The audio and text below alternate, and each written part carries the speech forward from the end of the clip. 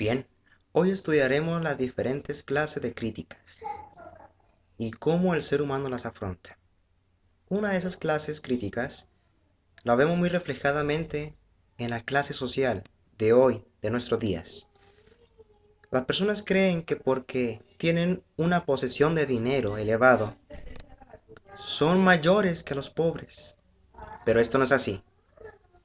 La Biblia es clara en decir que el que se enaltece es humillado, pero el que se humilla es enaltecido. Y vemos un ejemplo claro y conciso, el de Cristo Jesús. Siendo el dueño de todo, se humilló despojándose de lo que él posee, de su trono, dar su cetro, su lugar, y venir aquí a la tierra a tomar forma de hombre, forma de ser humano. Fue humillado vilmente por Satanás y por el ser humano. Pero fue humillado por Satanás mientras estuvo en la cruz muerto. Pero al tercer día de su muerte, el día de la resurrección, Cristo aplastó. Cristo humilló al enemigo, dándole a mostrar de que Él es el dueño de la vida y el dueño de todo en cuanto existe. Ahora, cuán maravilloso es Cristo, el dueño de todo. Se humilló.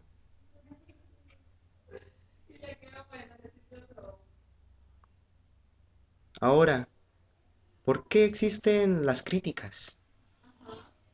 Si eso no debería ser así. Somos llamados a ser hermanos, amarnos unos con otros, acompañarnos, aconsejarnos, ayudándonos a inducirnos por el camino que va a la vida eterna.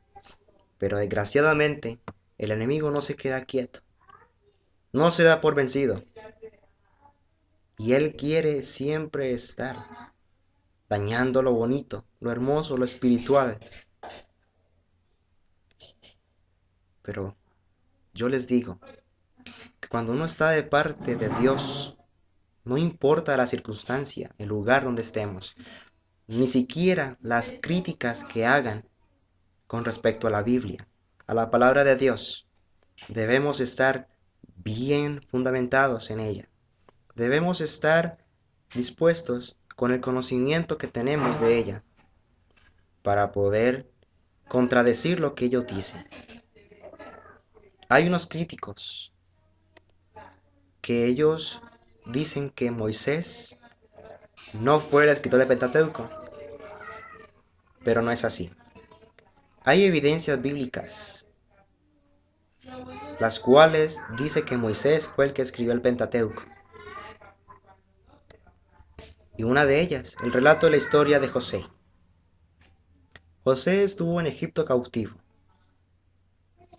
un buen tiempo como siervo de Potifar.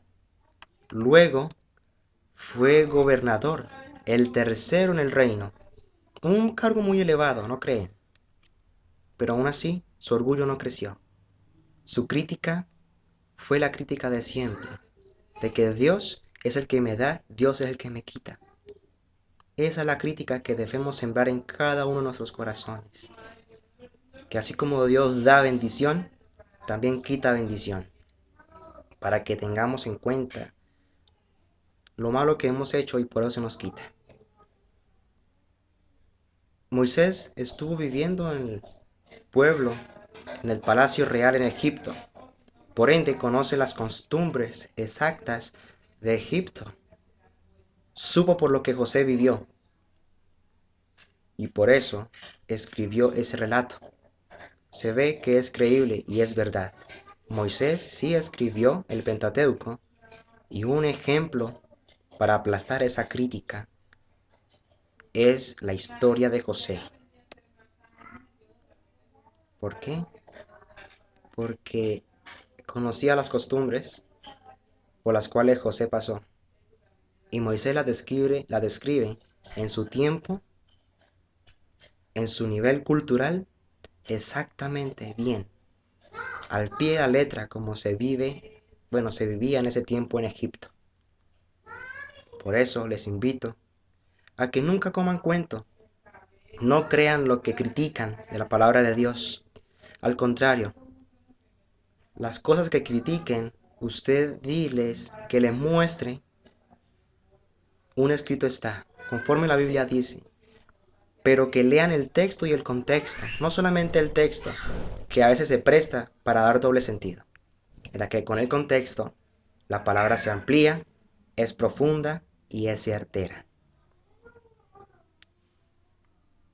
Cristo nos critica, el ser humano tampoco tiene por qué criticar. Cristo nos ama y debemos amar. Que Dios le bendiga en cada una de sus vidas.